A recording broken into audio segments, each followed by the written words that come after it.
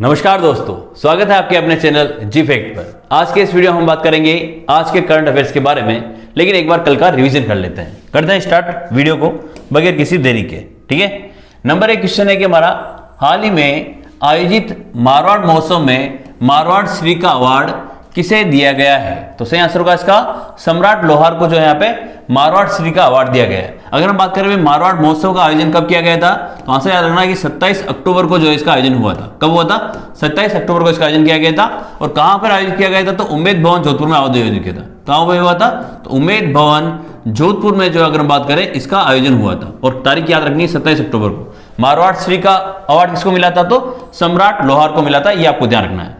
अगला है Kota UIT auditorium में 2 दिवसीय राज्य एपिकॉन और सेंट्रल जोन एपिकॉन का आयोजन कब किया जाएगा? तो आंसर था इसका 28 और 29 अक्टूबर को इसका आयोजन किया गया था।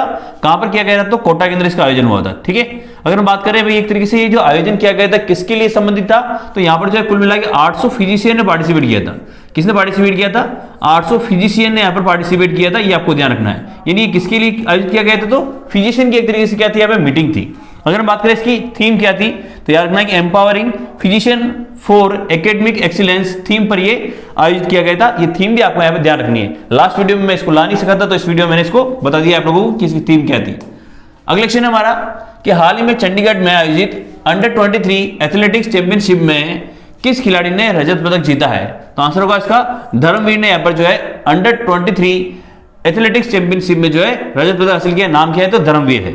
अगला है राजस्थान में रैपिड रेल कॉरिडोर का निर्माण कहां किया जाएगा? तो आंसर होगा इसका अलवर। अगर बात करें रैपिड रेल कॉरिडोर की, तो ये कहां से आयोजित बनाया जा रहा था? तो याद रखना आपको ये बनाया जा रहा है दिल्ली से कहां बनाया जा रहा है? अलवर तक बनाया जा रहा है, ये आपको ध्यान रखना है। और याद रखना भी इसको 3 चरणों के अंदर बनाया जाएगा। कौन से है वो तीन चरण? तो आपको याद रखना कि भाई इसमें 3 चरण जो है, एक तो है अपने पास दिल्ली से स्टार्ट होगा। कहां से स्टार्ट होगा?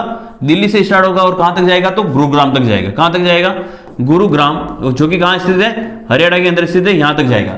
फिर अगर हम बात करें सेकंड फेज में कहां से चालू होगा, तो सेकंड फेज में चालू होगा गुरुग्राम से। और जो कहां तक जाएगा? तो बहरोड तक जाएगा। ठीक है ना, बहरोड अलवर तक ये जाएगा, बहरोड अलवर तक ये जाने वाला है। और अगर हम बात करें थर्ड फेज के अंदर, तो याद रखना कि आप बहरोड निमराना लिख सकते हो। वैसे यहाँ पे आप बहरोड निमराना इसको लिख दोगे, ज्यादा अच्छा रहेगा, है ना।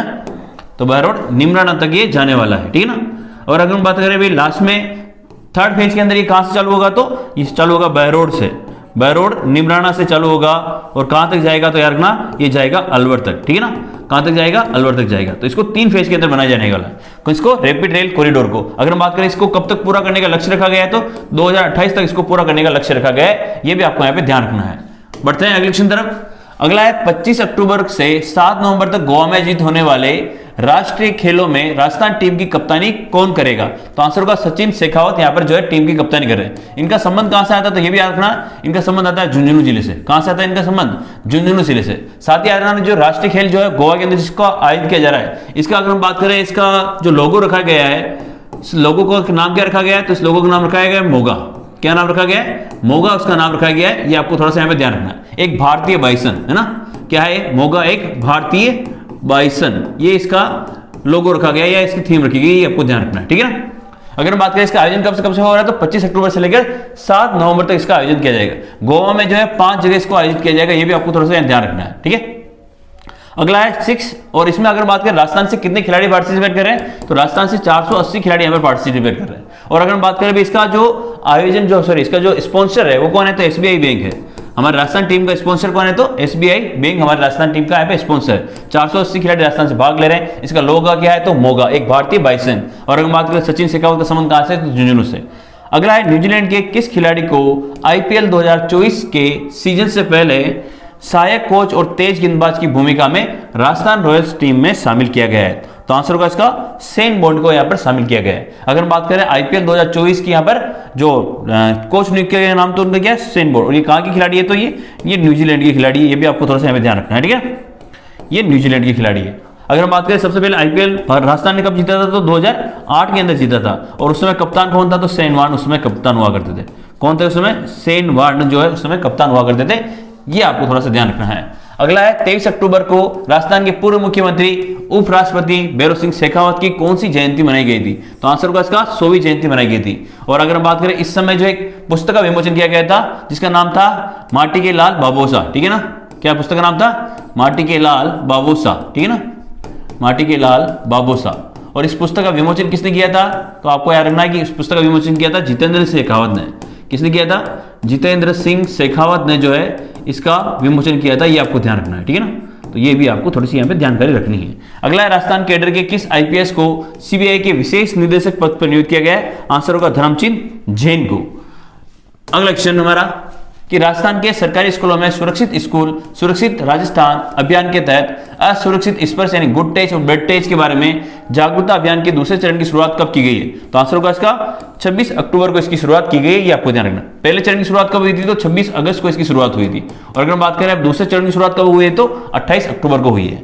अगला है गोवा में चल रहे 37वें राष्ट्रीय खेलों में राजस्थान के किस खिलाड़ी ने स्वर्ण पदक जीता है? तो आंसर होगा इसका नितेश जहांगीर ने यहाँ पर जो है स्वर्ण पदक हासिल किया है, ये आपको ध्यान रखना है। अगर बात करें नितेश जहांगीर ने जो है किस में अगर हम स्वर्ण पदक प्राप्त किया है तो याद रखना भारोत्तोलन में। किसमें किया है? भारोत्तोलन में जो है यानी वेट लिफ्टिंग में जो है इन्होंने स्वर्ण पदक हासिल किया है। और इसकी कैटेगरी क्या थी? तो 81 किलो केजी ये इनकी कैटेगरी थी। और अगर हम बात करें इन्होंने कितना वजन उठाकर स्वर्ण पदक हासिल किया है तो 317 किलोग्राम इन्होंने वजन उठाया और स्वर्ण पदक प्राप्त किया है। अगर बात करें राजस्थान से सबसे पहले स्वर्ण पदक प्राप्त किया है तो नितेश जहांगीर ने यहाँ पर प्राप्त किया है ना। ये भी आपको ध्यान रखना है कि राजस्थान का सबसे पहला स्वर्ण पदक कौन लेके आया है? तो नितेश जहांगीर है ना, सबसे पहला स्वर्ण पदक, ठीक है ना, पहला स्वर्ण पदक। ये आपको थोड़ा सा यहाँ पे ध्यान रखना है। तो ये हमारे क्वेश्चन थे जो कि कल के थे। अब हम लोग करने हैं हमारे आज के ताजा तरीन क्वेश्चन। नंबर 1 कोरिया एशियाई चैंपियनशिप में राजस्थान के किस किस खिलाड़ी ने शूटिंग में स्वर्ण पदक जीता है? तो इसका सही आंसर होगा उपरोक्त सभी ने, यानी अनंतजीत सिंह नरूका ने जीता है, दर्शना राठौड़ ने भी जीता है और दिव्यांग सिंह पवार। इन तीनों ने तो क्या जीता है? अपने पास गोल्ड मेडल जीता है। इन्होंने तीनों ने तो क्या जीता है? गोल्ड मेडल यहाँ पे जीता है। अगर बात करें इसके अलावा जो रजत पदक है वो रजत पदक भी जीता है। किसने? रजत पदक की बात करें तो अभिनव चौधरी ने। किसने जीता है? अभिनव चौधरी ने यहाँ पर जो है रजत पदक हासिल किया है। ये भी आपको थोड़ा सा यहाँ पे ध्यान रखना है, ठीक है ना। तो 3 लोगों का तो नाम याद रखना, अनंतजीत सिंह नरूका, दर्शना राठौड़ और दिव्यांग सिंह पवार। इन्होंने तो जीता इसमें गोल्ड मेडल। और रजत पदक की अगर बात करें तो किसने जीता इसमें? अभिनव चौधरी ने यहाँ पर जो है रजत पदक हासिल किया है। ये आपको थोड़ा सा यहाँ पे ध्यान रखना है। अगला हमारा 30 अक्टूबर से लेकर 30 नवंबर 2023 तक राजस्थान के 9 माह से लेकर 5 वर्ष तक के बच्चों को किस विटामिन की खुराक यहाँ पिलाई जाएगी? तो ऑप्शन है, option A vitamin A, vitamin B, vitamin C और विटामिन डी। तो सही आंसर होगा यहाँ पे विटामिन ए। यहाँ पर ये जो है अगर बात करें विटामिन ए जो है ये कुछ से अगर बात करें तो देखो यहाँ जो कुपोषण होता है उससे निपटने के लिए जो है बच्चों को यहाँ पर खुराक पिलाई जा रही है। साथ ही हम बात करते हैं विटामिन ए की कमी से आपको पता है कि रतौंधी रोग हो जाता है। इस रतौंधी रोग से बचाव के लिए भी जो है विटामिन ए की खुराक यहाँ पिलाई जा रही है। अगर बात करें भाई 9 माह से लेकर 1 वर्ष तक का जो बच्चा होता है उसको जो है अगर कितनी दवाई यहाँ पे पिलाई जाएगी तो 1 ml। कितनी दवाई पिलाई जाएगी? 1 ml दवाई पिलाई जाएगी। और अगर हम बात करें 1 वर्ष से लेकर अगर वो 5 वर्ष तक का बच्चा है तो उसको कितनी दवाई पिलाई जाएगी? तो याद रखना 2 ml दवाई यहाँ पे पिलाई जाएगी। ये भी आपको यहाँ पे ध्यान रखना है। तो विटामिन ये जो अभियान कब से कब तक चलेगा? तो 30 अक्टूबर से लेकर 30 नवंबर तक ये अभियान चलने वाला है। इसमें राजस्थान के बच्चों को जो 9 साल से लेकर 5 वर्ष तक के जो बच्चे हैं उसको विटामिन ए की खुराक यहाँ पर पिलाई जाएगी। किसके लिए? तो कुपोषण और रतौंधी से बचाव के लिए यहाँ पर पिलाई जाएगी। अगर हम बात बताएं बच्चा जो अगर 9 माह से लेकर 1 वर्ष तक तो उसको 1 ml दवाई पिलाई जाएगी। और अगर बात करें 1 वर्ष से लेकर 5 वर्ष तक तो उसको कितनी पिलाई जाएगी? 2 ml की दवाई यहाँ पर पिलाई जाएगी। तो ये भी आपको ध्यान रखना है। अगला है राजस्थान से कौन दिसंबर 2023 में वियतनाम में आयोजित होने वाले international beauty peasant Miss Earth 2023 में भारत का प्रतिनिधित्व करेगी? ऑप्शन ए के प्रियल सेन, प्रवीणा अंजना, अल्पना कटेजा और सुनीता मिश्रा। तो सही आंसर होगा इसमें ऑप्शन नंबर 1 प्रियल सेन, ठीक है ना। अगर बात करें प्रियल सेन का संबंध कहां से आता है तो प्रियल संबंध आता है सीकर से। आप सबको पता है हाल ही में नई दिल्ली के अंदर एक प्रतियोगिता आयोजित हुई थी जिसका नाम था मिस अर्थ, ठीक है ना। जिसका क्या नाम था? मिस अर्थ इंडिया उसका नाम था, ठीक है ना। क्या नाम था उसका? Miss Earth India.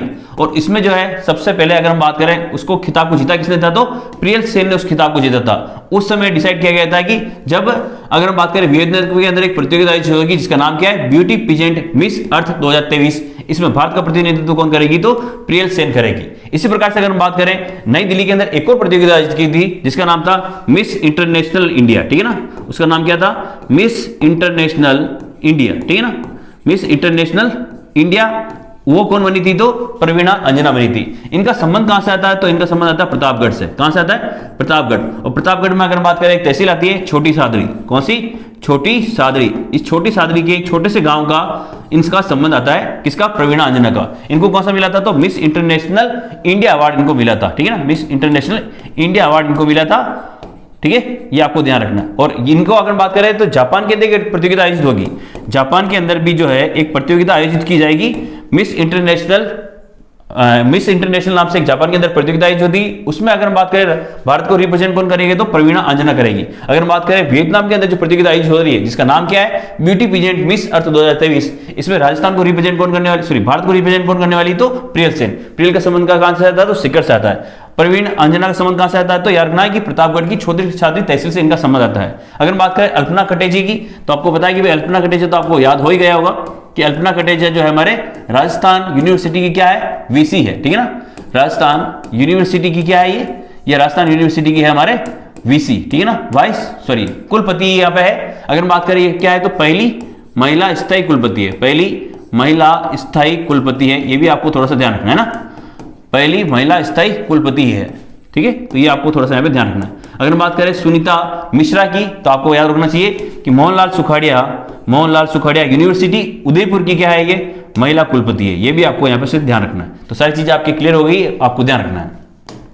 अगला है हमारा शिक्षा के क्षेत्र में लगातार 25 वर्षों से किए गए उल्लेखनीय योगदान के लिए राधा कृष्णन समर्पण समाज गौरव अवार्ड 2023 से किसे सम्मानित किया गया है, तो आंसर होगा उसका योगिता शर्मा को जो है यहाँ पर अगर बात करें राधा कृष्णन समर्पण समाज गौरव अवार्ड यहाँ पर दिया गया है। भाई आपको पता है कि जयपुर के अंदर एक संस्था है, कौन सी संस्था है भाई, जयपुर के अंदर एक संस्था है, जिस संस्था का नाम क्या है तो समर्पण संस्था है। क्या नाम है उसका, समर्पण संस्था, उस संस्था का नाम है, ठीक है ना। अगर बात करें समर्पण संस्था के द्वारा जो हाल ही में अगर बात करें 23 अक्टूबर को, कब 23 अक्टूबर को जो है कुछ सम्मान की यहाँ पर घोषणा की गई थी, उसमें कुछ प्रमुख सम्मान दिए गए थे। उसमें से एक सम्मान का नाम क्या है तो राधा कृष्णन समर्पण समाज गौरव सम्मान है। क्या नाम है उसका, राधा कृष्णन समर्पण समाज गौरव अवार्ड, ठीक है ना, समाज गौरव अवार्ड। और ये किसको दिया गया है तो यार रखना, ये दिया गया है योगिता शर्मा को। अगर बात करें रेखा शर्मा को, तो रेखा शर्मा को मिला है मुंशी प्रेमचंद, कौन सा मिला है, मुंशी प्रेमचंद समर्पण समाज गौरव सम्मान दिया गया है, ये आपको ध्यान रखना है, ठीक है ना। अगर बात करें हरवंश ग्रेवाल की, तो इनका मिला है भूपेन हजारिका, कौन सा मिला है, भूपेन हजारिका, ठीक है ना। इनको कौन सा मिला है तो भूपेन हजारिका गौरव सम्मान इनको मिला है, ये आपको ध्यान रखना है। 2023 के पुरस्कारों की हमें बात हो रही है। वसुधा राजावत की बात करें तो महर्षि पतंजलि, इनको कौन सा मिला है, महर्षि पतंजलि अवार्ड इनको मिला है, ठीक है ना, महर्षि पतंजलि, ठीक है। तो ये सारी चीजें आपको ध्यान रखनी है कि भाई राधा कृष्णन समर्पण समाज गौरव सम्मान किसको मिला है तो योगिता शर्मा को मिला है। रेखा जैन को कौन सा मिला है तो मुंशी प्रेमचंद मिला है। हरवंश ग्रेवाल को कौन सा मिला है तो भूपेन हजारिका। वसुधा राजावत को कौन सा मिला है तो महर्षि पतंजलि यहाँ पर अवार्ड दिया गया है, ये आपको ध्यान रखना। किस संस्था के द्वारा दिया जा रहा है तो समर्पण संस्था के द्वारा ये अवार्ड दिया गया। तारीख याद रखना 23 अक्टूबर को जयपुर के अंदर इसको अवार्ड को सेरेमनी आयोजित की गई थी। अगला है गुजरात के सक्करबाग जू से शेर शेरनी का जोड़ा राजस्थान के किस जैविक उद्यान में लाया गया है। ऑप्शन ए नाहरगढ़ जैविक उद्यान जयपुर, गंगा घाटी जयपुर, बीड़ फतेहपुर सीकर और इनमें से कोई नहीं। तो सही आंसर होगा इसमें ऑप्शन नंबर 1 नाहरगढ़ जैविक उद्यान जयपुर में लेके आया गया है। अगर हम बात करें सेकंड ऑप्शन की गंगा घाटी जयपुर, तो याद रखना ये हमारा क्या है 29वां कंजर्वेशन रिजर्व है। क्या है ये 29वां कंजर्वेशन रिजर्व है, ठीक है ना, ये भी आपको याद रखना कंजर्वेशन रिजर्व है, ठीक है ना, कंजर्वेशन रिजर्व है। इसी तरह से अगर हम बात करें 30, अगर ये कौन सा नंबर का है तो ये 30वें नंबर का है। इस प्रकार से आपको ध्यान रखना है कि 30वें हमारे राजस्थान के अंदर कुल मिला कुल कितने कंजर्वेशन रिजर्व हो चुके हैं तो 30 कंजर्वेशन रिजर्व हो चुके हैं। 30वें नंबर का कौन सा है तो बीड़ फतेहपुर जो कि कहाँ है सिक्कर के अंदर। 29वें नंबर का कौन सा है गंगा घाटी जो कि कहाँ है जयपुर के अंदर। और याद रखना कि जो गुजरात के सक्करबाग जू से जो शेर शेरनी का जोड़ा लगाया है तो कहाँ लाया गया है तो नाहरगढ़ जैविक उद्यान जयपुर में लाया गया है, ये आपको ध्यान रखना है। अगला है हमारा राजस्थान में जयपुर लिटरेचर फेस्टिवल 2024 के 17वें संस्करण का आयोजन अगले वर्ष कब किया जाएगा। तो आंसर होगा इसका 1 से 5 फरवरी 2024 को इसका आयोजन किया जाएगा। कब किया जाएगा 2024 को इसका आयोजन जाएगा। अगर बात करें 4 से लेकर 6 मार्च की, तो ये इस तरह भी एक तरीके से एक प्रोग्राम आयोजित किया जाएगा जिसका आंसर है राजस्थान इंटरनेशनल एक्सपो। कौन सा राजस्थान इंटरनेशनल एक्सपो का आयोजन किया जाएगा। याद रखना है इंटरनेशनल एक्सपो का आयोजन जो है वो कब किया जाएगा तो 4 से 6 मार्च को। और ये आयोजन कहाँ होगा तो इसका आयोजन होगा जोधपुर के अंदर। अगर हम बात करें जयपुर लिटरेचर फेस्टिवल का आयोजन कहाँ होगा तो जयपुर के अंदर ही होगा। इसका कौन सा संस्करण है तो ये 17वां संस्करण है, ये भी आपको यहाँ पे ध्यान रखना है। बढ़ते हैं अगले क्वेश्चन तरफ। अगर आपको वीडियो पसंद आ रहा हो तो प्लीज आप वीडियो को लाइक कर दें और आप हमारे टेलीग्राम चैनल को भी ज्वाइन कर सकते हैं। भाई टेलीग्राम अगर चैनल है हमारा, उस टेलीग्राम चैनल को भी आप लोग यहाँ पे ज्वाइन कर सकते हैं। नाम क्या है तो जी फैक्ट एंड मोटिवेशन, ठीक है ना। चैनल का नाम क्या है तो जी फैक्ट एंड मोटिवेशन, ठीक है ना। ये आप जब टाइप करेंगे टेलीग्राम के ऊपर तो आपको हमारा चैनल वहां पर मिल जाएगा, ठीक है ना। आप इसको ज्वाइन कर सकते हैं, वहां पर इसकी क्विज भी आपको मिलेगी, साथ ही साथ इसके पीडीएफ की भी मैं कोशिश करूंगा कि आपको वहां पर पीडीएफ इसकी उपलब्ध करा दी जाए। तो ये सारी चीजें आपको यहाँ पे ध्यान रखनी है। अगला है, हाल ही में किस संस्थान ने एरोपोनिक एवं हाइड्रोपोनिक खेती की तकनीक विकसित की है? ऑप्शन 1 काजली जोधपुर, एम्स जोधपुर, आईआईटी जोधपुर या इनमें से कोई नहीं। तो आंसर होगा इसमें ऑप्शन नंबर 1 काजली जोधपुर ने जो इस प्रकार की खेती की तकनीक यहाँ पर विकसित की है। अगर हम बात करें भाई ये होती किस प्रकार की कृषि है, एरोपोनिक और हाइड्रोपोनिक। एरोपोनिक की अगर हम बात करें तो ये हवा में खेती की जाती है। कैसे की जाती है? हवा में यहाँ पर खेती की जाती है। यानी अगर हम जो अगर कोई जैसे हमने फसल बोते हैं तो हम लोग फसल किसमें बोते हैं? हम लोग बोलते हैं भाई जमीन के अंदर उसको, यानी मिट्टी के अंदर बताते हैं। इसमें क्या किया जाता है, एक तरीके से इस तरह से पाइप लगा दिया जाता है। क्या कर दिया जाता है? पाइप लगा दिया जाता है। फिर इसमें क्या करते हैं, यहाँ पे हल्के हल्के छेद कर दिया जाता है इसके अंदर। फिर इसमें क्या कर देता है, थोड़ा सा जो कोकपीट होती है यानी नारियल का जो बूरा होता है उसमें भर दिया जाता है। इसके अलावा इसमें मिट्टी वगैरह नहीं डाली जाती। और फिर क्या कर देता है, इसमें बीज लगा देता है इस तरह से, है ना, बीज बो देता है। तो क्या होता है, इसकी जो जड़ें होती है वो क्या होती है, हवा के अंदर होती है। इसलिए इसका नाम क्या रखा गया है, एरोपोनिक रखा गया है। इसी तरह से अगर हम बात करें हाइड्रोपिक की, तो हाइड्रोपिक में क्या होता है कि जैसे मिट्टी वगैरह तो नहीं रखते, लेकिन क्या कर देता है एक तरीके से इसमें जैसे पानी भर देते हैं इसके अंदर। क्या कर देते हैं, पानी भर देते हैं। फिर यहाँ पे इस तरह से एक पौधा लगा देते हैं पहले, यानी इसको किस पौधे को किस दूसरे में लगाते हैं। फिर उसको क्या करते हैं, उस पौधे को लाके इसके अंदर रख लेते हैं। तो इसकी जड़ें किसमें डूबी रहती है, हाइड्रोपिक के अंदर रहती है। अगर हम बात करें भाई मिट्टी के अंदर बहुत सारे जो है खराब मतलब अशुद्धियां भी पाई जाती है, बहुत सारे वायरस बैक्टीरिया भी पाए जाते हैं जो फसलों को खराब कर सकते हैं। तो अगर क्या करते हैं भाई, इसमें जो इस खेती की सहायता से क्या किया जाता है, इस प्रकार का पानी यूज किया जाता है जिसमें बहुत सारे पोषक तत्व पाए जाते हैं। तो इस प्रकार की खेती को नाम क्या नाम दिया गया है, हाइड्रोपिक। और एक और खेती कौन सी है, तो एरोपोनिक। इन दोनों खेती के बारे में आपको समझ में आ गया होगा। इसका आंसर कौन सा है, तो काजली जोधपुर ने इस तकनीक को यहाँ पर विकसित किया है। अगर बात करें इस तकनीक का सबसे ज्यादा अच्छा यूज कहां किया गया था, तो ऑस्ट्रेलिया के अंदर। ऑस्ट्रेलिया से इस तकनीक को हमने राजस्थान के अंदर यहाँ पर लाया गया है, ये आपको थोड़ा सा ध्यान रखना है। अगर बात करें हाल ही में एम्स जोधपुर का एक रूरल सेंटर भी खोला गया है, ग्रामीण सेंटर, जो कि कहां खोला गया है, तो नेत्रा जोधपुर के अंदर। कहां खोला गया है, नेत्रा जोधपुर के अंदर खोला गया है। ये आपको थोड़ा सा यहाँ पे ध्यान रखना है, ठीक है ना। बढ़ते हैं अगले क्वेश्चन तरफ। अगला क्वेश्चन है, गोवा में आयोजित 37वें राष्ट्रीय खेलों में किस खिलाड़ी ने तलवारबाजी में स्वर्ण पदक जीता है? ऑप्शन है सुनील जाखड़, अदिति, नितेश जांगीर और राकेश पुरोहित। तो यहां पर से आंसर होगा ऑप्शन नंबर 1 सुनील जाखड़ ने यहां पर जो है तलवारबाजी के अंदर जो है स्वर्ण पदक जीता है। तो देखो सुनील जाखड़ का नाम तो आपको याद रखना ही है, तो यहां लिख लेते थोड़ा सा समझना इसको कि भाई सुनील जाखड़ का नाम तो आपको याद रखना ही है, सुनील जाखड़, ठीक है ना। इसके साथ में आपको एक नाम और याद रखना है, वो है करण सिंह का। किसका नाम याद रखना है, करण सिंह का आपको नाम याद रखना है। अगर बात करें इन दोनों ने पदक हासिल किए किसमें, गोवा के अंदर चल रहे 37वें राष्ट्रीय खेलों में इन्होंने पदक जीते। इनकी अगर बात करें तो इन दोनों ने पदक किसमें जीते, तलवारबाजी में, ठीक है ना। यहां थोड़ा सा इसको लिख लेते हैं हम लोग, इन्होंने जो पदक जीता है वो किस में जीता है, तो तलवारबाजी के अंदर, है ना।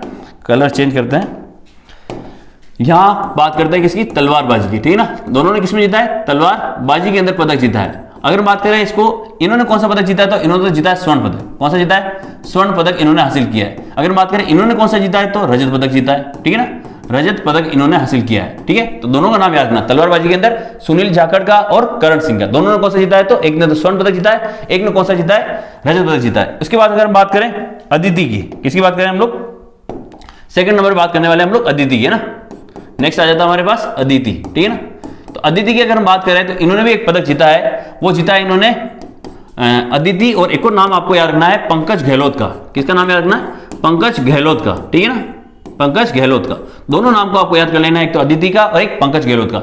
इन्होंने जीता है स्वर्ण पदक। कौन सा पदक जीता है, स्वर्ण पदक इन्होंने जीता है, ये आपको ध्यान रखना है। और अगर हम बात करें पंकज गहलोत ने, तो इन्होंने भी जीता है, पर इन्होंने जीता कौन सा, रजत पदक जीता है, ठीक है ना, कि कौन सा पदक जीता है, रजत पदक। अब इन दोनों का संबंध किससे आता है, तो पेनक सिलोट से। इसका गेम कौन सा है, तो पेनक सिलोट इनका गेम है, ये आपको ध्यान रखना है, ठीक है ना। तो इनका गेम कौन सा आ जाता है, पेनक सिलोट का, ये भी आपको ध्यान रखना। अदिति का और पंकज गहलोत का, इन दोनों का संबंध किससे है, तो पेनक सिलोट से। पेनक सिलोट कौन सा गेम होता है, तो एक तरीके से मार्शल आर्ट जो होता है ना, उस प्रकार का एक गेम होता है। किस प्रकार से होता है, कि मार्शल आर्ट, आपने नाम सुना होगा, इस मार्शल आर्ट टाइप का एक तरीके से गेम होता है जिसका नाम क्या होता है, पेनक सिलोट। इसमें अगर हम बात करें अदिति ने कौन सा जीता है, तो स्वर्ण पदक, पंकज गहलोत ने कौन सा जीता है, तो रजत पदक। और अगर हम बात करें कौन से दो नाम और आपके पास, एक तो है नितेश पुरोहित, है ना, सॉरी नितेश जांगीर। एक नाम तो क्या है आपके पास, नितेश जांगीर। और एक और कौन सा नाम है, तो आपके नाम पास है राखी पुरोहित। कौन सा है, राखी पुरोहित, ठीक है ना। इन दोनों ने भी पदक जीता है। इन दोनों का संबंध भी एक ही खेल से आता है, तो वो कौन सा है, भारोत्तोलक, ठीक है। कौन सा आता है, तो भारोत्तोलन इनका संबंध आता है, ये आपको ध्यान रखना है। अगर बात करें नितेश जांगीर ने, तो इन्होंने जीता हमारे स्वर्ण पदक। कौन सा जीता है, इन्होंने जीता अपने पास स्वर्ण पदक। और अगर बात करें राखी पुरोहित का, तो इन्होंने कौन सा जीता है, कांस्य पदक जीता है, ठीक है, कांस्य पदक। इस तरह से आपको जोड़ों में इसके नाम याद रखना है, तो आपको आराम से याद हो जाएगा कि भाई सुनील जाखड़ और करण सिंह दोनों का संबंध किससे है, तो तलवारबाजी से। अगर बात करें एक ने तो जीता स्वर्ण पदक, एक ने क्या जीता, रजत पदक। सेम एज इसमें इसी तरह से अदिति का याद करें तो स्वर्ण पदक, और पंकज गहलोत का बात करें तो रजत पदक। दोनों में अगर बात करें किसमें जीता है तो पेनक सिलोट के अंदर जीता है, जो कि किस प्रकार का गेम से, तो एक तरीके से मार्शल आर्ट प्रकार का एक गेम है। अगर बात करें नितेश जहांगीर और राखी पुरोहित, इन दोनों का संबंध किससे आएगा, भारोत्तोलन से। यहां पर तो था गोल्ड और सिल्वर, यहां पर कौन सा होगा, तो गोल्ड, और साथ ही साथ क्या होगा, ब्रॉन्ज मेडल यहां पे होगा। ये आपको नाम रखना है, राखी पुरोहित एंड नितेश जहांगीर का आपको नाम यहां पे याद रखना है। अच्छा क्वेश्चन है। इसके अलावा अभी अगर बात करें तो हमारे बास्केटबॉल, जो हमारा राजस्थान का क्या है, राज्य खेल है बास्केटबॉल। इस बास्केटबॉल के अंदर भी अगर बात करें, जिसको हमारे 1948 के अंदर क्या है, राज्य खेल के रूप में माना गया था, उसमें भी जो है राजस्थान की टीम ने यहाँ पर पदक हासिल किया है। ये भी आपको यहाँ पे ध्यान रखना है। तो सारी चीजें आपको याद हो गई होगी किसके बारे में, गोवा में आयोजित होने वाले 37वें राष्ट्रीय खेलों के बारे में। तो ये वीडियो अगर आपको पसंद आता हो तो प्लीज आप वीडियो को लाइक जरूर कर देना।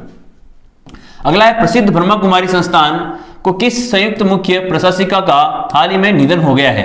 ऑप्शन ए है डॉक्टर निर्मला दीदी, दादी रतन मोहनी, और अगर बात करें कुसुमलता भंडारी, या इनमें से कोई नहीं। तो आंसर होगा इसमें ऑप्शन नंबर 1 निर्मला दीदी का यहाँ पर हाल ही में क्या हो गया, निधन हो गया है। दो चीजें आपको यहाँ से याद रखनी है कि भाई एक तो आपको याद रखना है यहाँ पर जो है, जो हमारे राष्ट्रपति है जिनका नाम क्या है, द्रौपदी मुर्मू है। राष्ट्रपति जिसका नाम क्या है, राष्ट्रपति का नाम है हमारे द्रौपदी मुर्मू, ठीक है ना। राष्ट्रपति द्रौपदी मुर्मू ने यहाँ से क्या किया है, तो आपको याद रखना है, उन्होंने यहाँ पर राइस प्रोग्राम की शुरुआत की है। किसकी, राइस की, है ना। साथ ही याद करें भाई प्रधानमंत्री जो है, इन प्रधानमंत्री ने भी यहाँ से एक प्रोग्राम को चालू किया है जिसका नाम क्या है, जल जन अभियान, ठीक है ना। जल जन अभियान का यहाँ से शुरुआत की गई है। तो इन दोनों का भी आपको यहाँ पे याद रखना है। इसके अलावा यहाँ पे एक सोलर पैनल लगा हुआ है, ठीक है ना, वन इंडिया का। क्या लगा हुआ है, वन इंडिया का एक सोलर पैनल लगा हुआ है, ठीक है, जो कि किसके सहयोग से लगाया गया है, तो जर्मनी के सहयोग से लगाया गया है। ये भी आपको यहाँ पे ध्यान रखना है ना। थोड़ा सा कर लेते हैं इसको, किसके सहयोग से लगाया गया है सोलर पैनल, तो सोलर पैनल जो लगाया गया है वो जर्मनी के सहयोग से लगाया गया है ना, सोलर पैनल। और इस सोलर पैनल को किसके सहयोग से लगाया गया है, तो जर्मनी के सहयोग से लगाया गया है। ये भी आपको ध्यान रखना है, ठीक है। इसके अलावा अगर बात करें, इसमें जो प्रशासिका है, मुख्य प्रशासिका, कौन, मुख्य प्रशासिका, इस मुख्य प्रशासिका नाम क्या है, तो मुख्य प्रशासिका का नाम तो है दादी रतन मोहनी। लेकिन अगर बात करें हाल ही में संयुक्त उप प्रशासिका का यहाँ पे निधन हुआ है, जिसका नाम क्या है, तो डॉक्टर निर्मला दीदी। इसके अलावा हम बात करें डॉक्टर कुसुमलता भंडारी का, तो आपको पता है कि महात्मा गांधी, कौन सी बात करें हम लोग, महात्मा गांधी दिव्यांग यूनिवर्सिटी जो है, महात्मा गांधी दिव्यांग यूनिवर्सिटी। और ये दिव्यांग यूनिवर्सिटी कहां पर है, तो ये दिव्यांग यूनिवर्सिटी है जो है जोधपुर के अंदर स्थित है। और इसका क्या बनाया गया है, इसको वीसी बनाया गया है, ठीक है ना। ये भी आपको यहाँ पे ध्यान रखना है। तो वीडियो आपको कैसा लगा कमेंट करके बताएं, वीडियो को लाइक करें, चैनल को सब्सक्राइब करें, वीडियो को ज्यादा से ज्यादा शेयर करें। जय हिंद, जय भारत। मिलते हैं अगले